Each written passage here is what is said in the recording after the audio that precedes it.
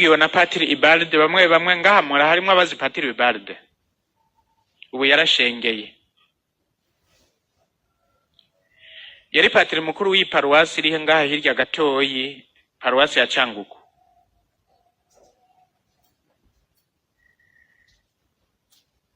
muri iyo paruwase harabaye ikintu cy'agatangaza hagati y'umuhungu yitwa Alfred n'umukobwa yitwa Donata. Uyo muhungu Alfred yasigaye ari umuhungu umwe mu muryango w'abana ntibuka igitigiri kuko abo bana hariho umugabo mu gihe ciho nyabwoko yabagandaguye bose.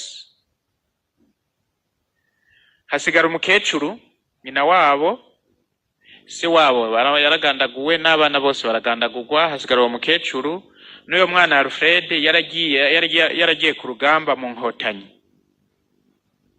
Noneho umunsi uri izina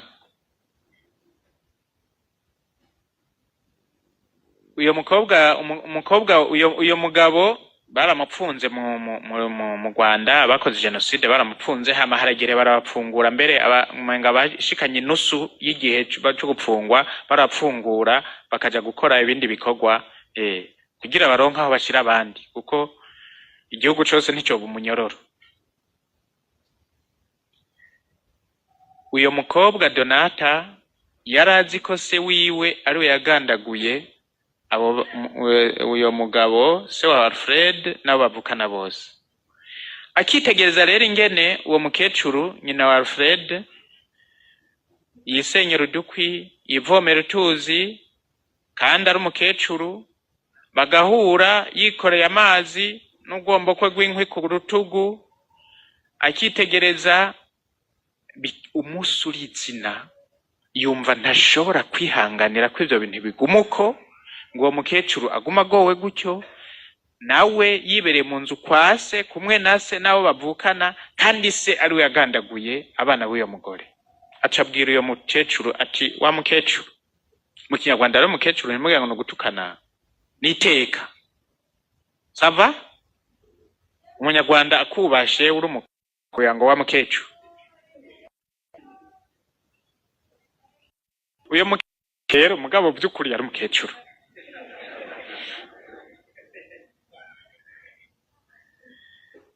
Ati jewe ndavya yugowe nkamenya ko data ari we yagandaguye abana bawe bose numva ntagishoboye kwihanganira ko uguma wivomera amazi wisenyera udukwi wirya ukimara wenyene wahora ufise abana. Data ari we yabagandaguye nanje ngo ndabire kuko nitwa ngo ndi umukristo. Ati nashaka unkundire nze ndakubera umwana ndagufasha ibikorwa ureke kugorwa wahora ufise abana ndakubera umwana. Wa mukecuru ati iyo mana yovahe acaramwemerera. Donata acaraziwe acarage muhira arasezera iwabo ati ndabasezeye mwese uvuye umunsi ngiye kurya mukecuru kandi ngiye kuba umwana wiwe. Bagira ngo yasatse acajayo acamuwera umwana barakundana. Ingorane rero nuko urugamba rumaze guhera Alfred yahavuye aza mwikonje kandi Alfred yarazi ko se wa Donata ari we yagandaguye abo bavukana bose na se wiwe. Ashitse ikibazo ca mbere ico gihutu kazi gikora iki ngaha?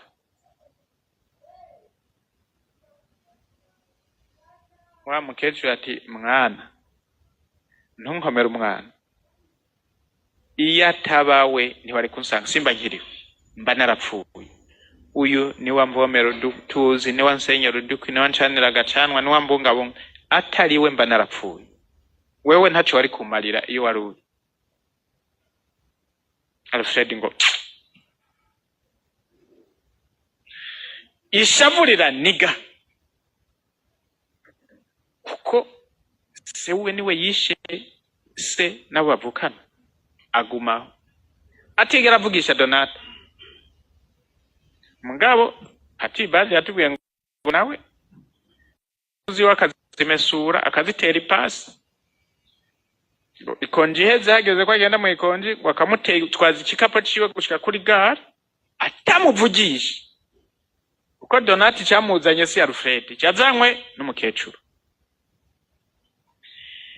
Rimwe kabiri gatatu mu mpera n'imperuka wa musore Alfred arabwira nyina ati hari icyo ngomba kubwira. Nagenze henshi, nahuye n'abakobwa benshi, nta wundi nshaka kurongora atari Donata.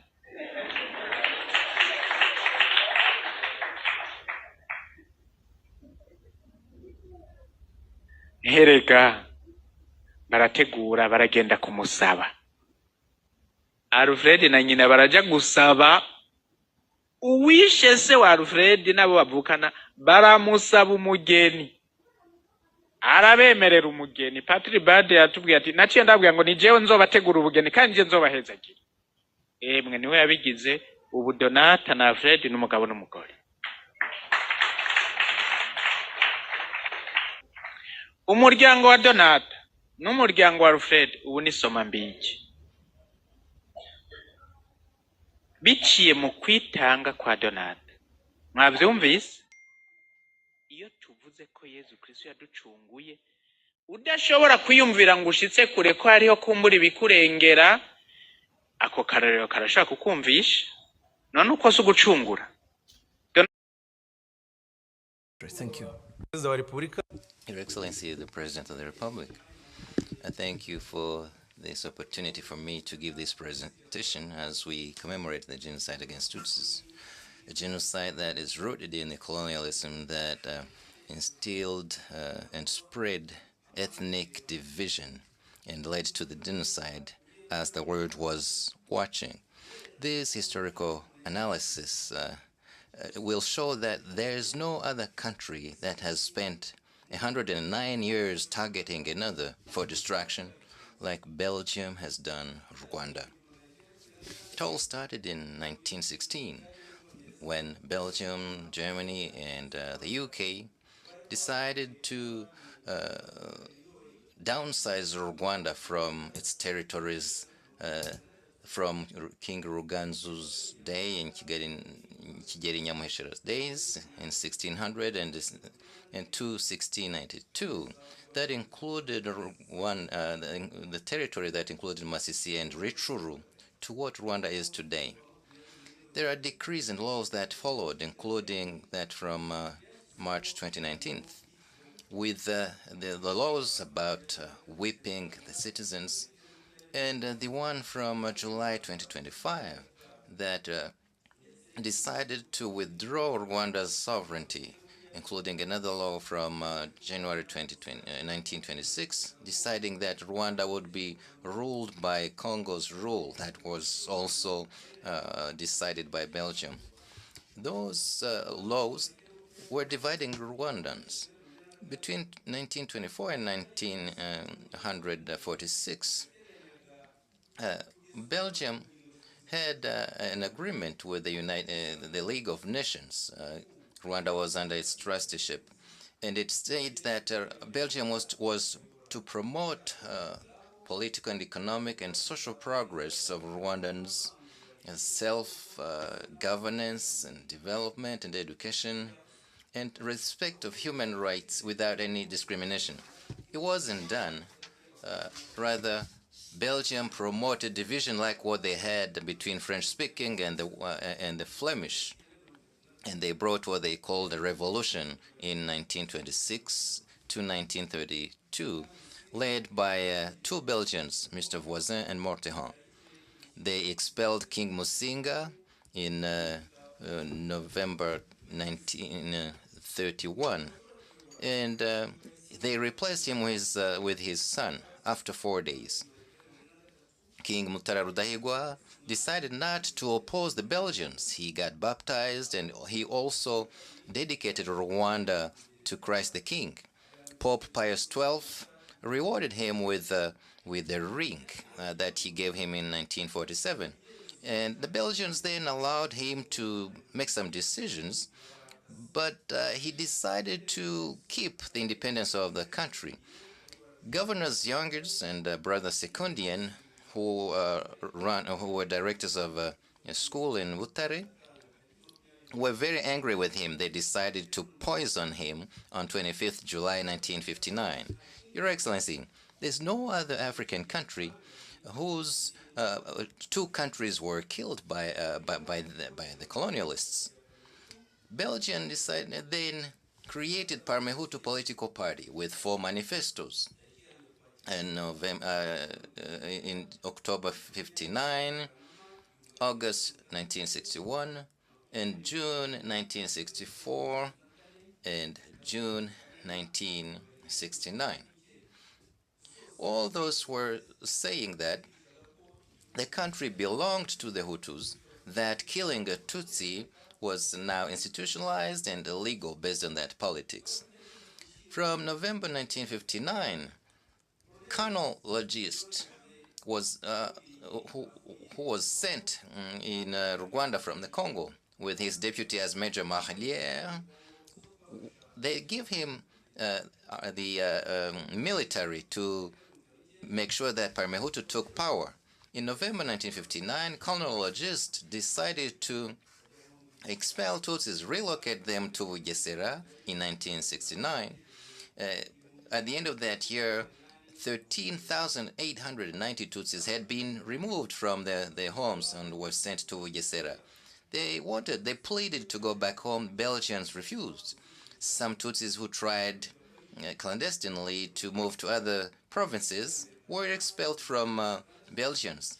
In August 1960, Nyanza administrator called Emmanuel de Jamblin wrote to the chiefs, give them instructions to expel the Tutsis, saying some people were expelled from Gitarama province and are trying to settle in Mayaga.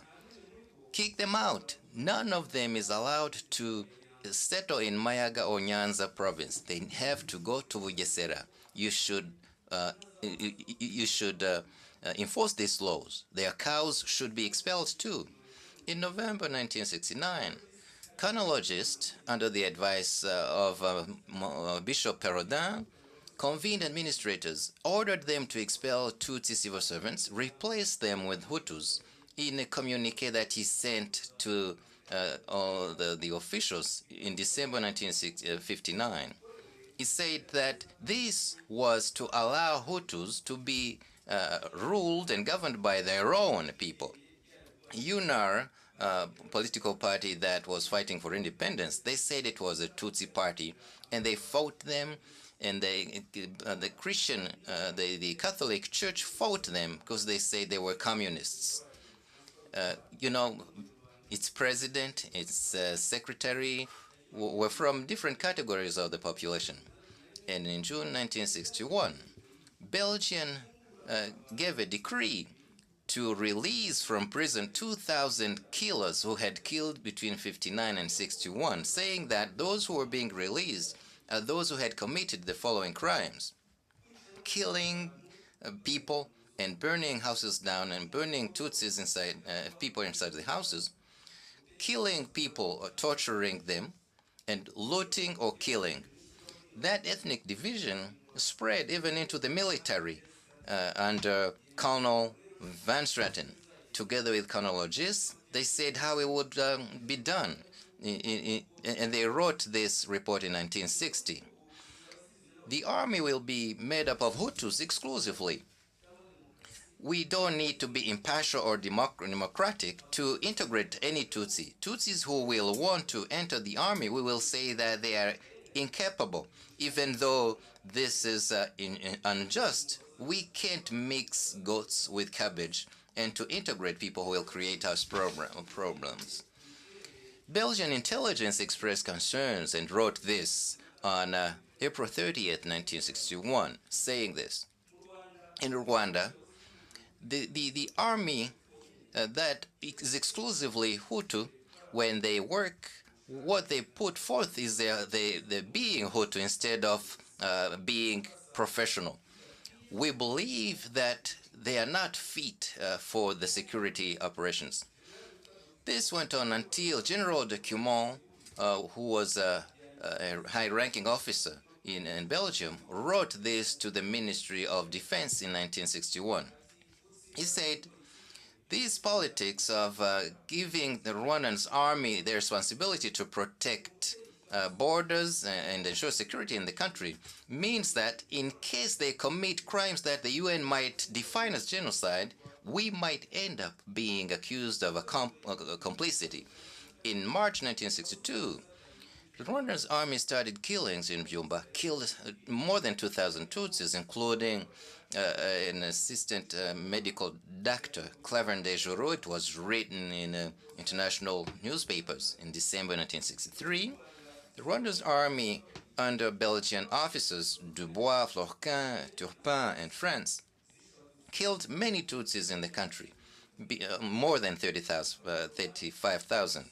Diplomats, missionaries, civil servants, many people, including newspapers, confirmed that it was a genocide. There are several examples. The Belgian ambassador's telegram of 24th December 1963 said this: "There are people who are being put in jail illegally." And I believe that if you look at this, this is murders targeting Tutsis, many Tutsis. Marc Darbin, French ambassador, in his telegram of January 4th, 1964, wrote a report that said this: "In Gikongoro, Hutu people killed Tutsis indiscriminately. Until 25th December 1963, Tutsis, about 15,000 Tutsis had been killed. In December 31st, 1963, Ambassador Barbe explained how these killings were being done. He said this: that the politicians, the leadership had started killings. They mobilized prefets and with a minister who was sent by the government. They gave instructions even to the burgomasters on how to kill the enemy. These killings started on Christmas 1963, and those who survived those killings called it Bloody Christmas. Belgium then issued a communique February 7, 1964, saying this: "Based on the accusations against the Rwanda's government, it's high time, and through our embassy, that instructions be given to Belgian officials in Rwanda on how to conduct themselves given what's being done, the killings of Tutsis. The killings are now known internationally, so we need to make sure that Belgium is not accused of playing a role in this genocide." July 1st, 1962, Belgium gave a pseudo-independence with a constitution on November 24th, 1962, saying that the country belonged to the Hutus. Then there were instructions barring Tutsis from schools and jobs. And on January 17th, 1967, the foreign minister, as instructed by President Kayibanda, this minister wrote to embassies and international organizations in Rwanda, telling them not to hire Tutsis. When Habyarimana took power, he brought another constitution in 1978, written by Philip Reyntjens, his advisor, reinforcing barring Tutsis in different places. In 1982, in October, Uganda expelled Rwandan refugees, and when they came to Rwanda, they were expelled to go back. And these injustices, this violence that I've been talking about, led the RPF to start the liberation struggle in October 1990. Belgium, France, and Congo sent their army to fight the RPF. President Habyarimana repeated this to the media, saying that Rwandan refugees would not go back. He said that on October 1st and 4th, saying, "We can't give them 1 inch of our country. We will fight to the last drop of our blood." The Tutsis want to bring back slavery or feudality. They don't belong here. We don't find we don't have any space for them. They should stop complaining about the refugee status. They should remain where they are in Uganda and Zaire. Maybe they could come back for a brief period of time to see their loved ones. Between 1990 and 1994, Habyarimana's government smeared the RPF, saying they were the enemy of the country, they were bloodthirsty, saying that their intent to exterminate the majority. Many people did not see the RPF as Rwandans. On February 3rd, 1991, and Myro Langsad was the chief of staff of the French army and President Mitterrand's advisor, said that the RPF is made up of Ugandan Tutsis. And on April 22nd, 1991, he wrote another report saying that the RPF were a Uganda Tutsi rebel movement. We see what's happening today as people deny people their right to their own land, and this constitutes the crime of genocide. France supported this together with Belgium. Belgium added political clout, and the IDC political party supported the MRND in the killing. In January 1991, IDC hosted MRND envoys led by Habyarimana's advisor Enoch Ruhigira. They were hosted by Prime Minister Wilfred Martens, a political leader in IDC, Alain de Brouwer. Made a report in 1991 about this. He wrote the foreign minister, Mark Aiskens. He was requesting them to come together to fight the RPF. The MRND charged Carguera Mutke Sperancian Ferdinand Nahimana, the notorious leader in genocide and under the RTM radio, to support this action. In March 1993, André Louis from IDC wrote and agreeing with Leon Mugesera's speech in Kawaya. In January 1993, André Louis went to France to meet Mitterrand's political party, and they agreed to support the MRND in everything. They did this all the while they had evidence that the MRND and Habyarimana were preparing and planning the genocide. Between January 19th and March 1994, Lieutenant Nies, who was an intelligence officer within the UNAMIR from the Belgian contingent, he wrote about the planning of the genocide. But in February 1994, Belgium expelled Queen Gichanda, who was in Belgium seeking medical treatment. She came back to Rwanda and was killed on April 20th, 1994. They also left Tutsis who had sought refuge at Eto Kicukiro to be killed by the killers on April 11th, 1994. In July 1994, some Belgian MPs made an official trip to Goma and Bukavu, met the genocidal government and army, advised them to create a government in exile and a political party. It was a report that said how to speed up the repatriation of Rwandan refugees. This is a document of October 1994. And this is the foundation of today's FDLR that is continuing to kill people in this region together with the Congo government and the army. But since 2000, the United Nations took 40 resolutions against the FDLR, requesting countries to annihilate that rebellion. MONUSCO was to annihilate that rebel movement. Just like UNAMIR in 1993, 1994 did not stop the genocide in Rwanda. The European Union decided to eradicate the FDLR like they did in January 2008 and December 2010. The African Union took similar decisions like the one of January 2005 in the meeting of Summit of Heads of States in Libreville. So it's just stunning that some countries in 2025 are still being misled by Belgium and turn the blind to the criminal collaboration between DRC and the FDLR. These countries, they talk about respect for international law, but they only focus on DRC and they disregard Rwanda's security. They don't care about injustices against Congolese Tutsis who have been in exile since 31 years.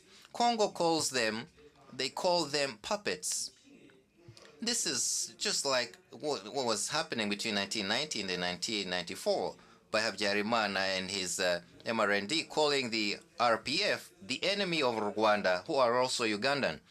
In July 1994, same thing happened. As Mitterrand said, genocide in such countries is no big deal. Since July 1994, Belgium is the only European country where genocide denial on genocide against the Tutsis is done impunely. However, nobody dares denying the Shoah and get away with it, even though these are genocides. All these are genocides legally, and punishing their denial should be taken seriously. There are many reports against Rwanda prepared by so-called Belgian experts, but they are the ones who played a role in the dark history of Rwanda, including that 1962 and 78 constitution and ethnic division. Philip Rengens brags about this on social media, saying that they need to bring an end to Rwanda's disrespectful behavior. Other countries like the UK have refused to extradite genocide suspects to Rwanda. As I move towards the conclusion, these endeavors to destroy Rwanda, there are many examples, but your leadership is still centered on the unity of Rwandans. We've lived to tell. We know that what we've achieved thanks to you. Our pact with you, we can't betray. We will not allow those people to turn us back into those dark ages. Our right to life, our choice are sovereign and non-negotiable. Those who want to diminish that should listen up and give up. Thank you, Your Excellency. 1994, and that the UN General Assembly gave this genocide its proper name. And the name of this genocide is a genocide against the Tutsi in Rwanda. So, important to pass this information to communities that we all are in.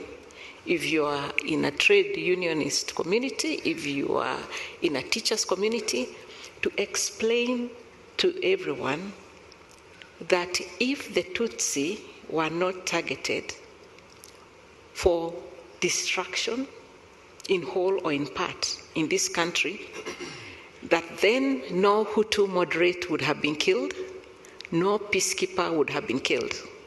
They were killed because the peacekeepers, the Hutu moderates, anyone who was not Tutsi was killed because they were standing in the way of the complete annihilation of the Tutsi community. So if you are still using the words Rwandan genocide in official communication, in whatever you are doing, in normal conversation, then know that you are speaking the language of the perpetrator, you are speaking the language of the denier. So it's absolutely important that we call this genocide for what it is. If we are to speak to our humanity, the humanity that made us all say never again, and we hope this never happens anywhere again, and we know it happens again, let's call what happened, what happened. We call the Holocaust, we must call this genocide by its proper name. Its proper name is a genocide that happened against the Tutsi in Rwanda.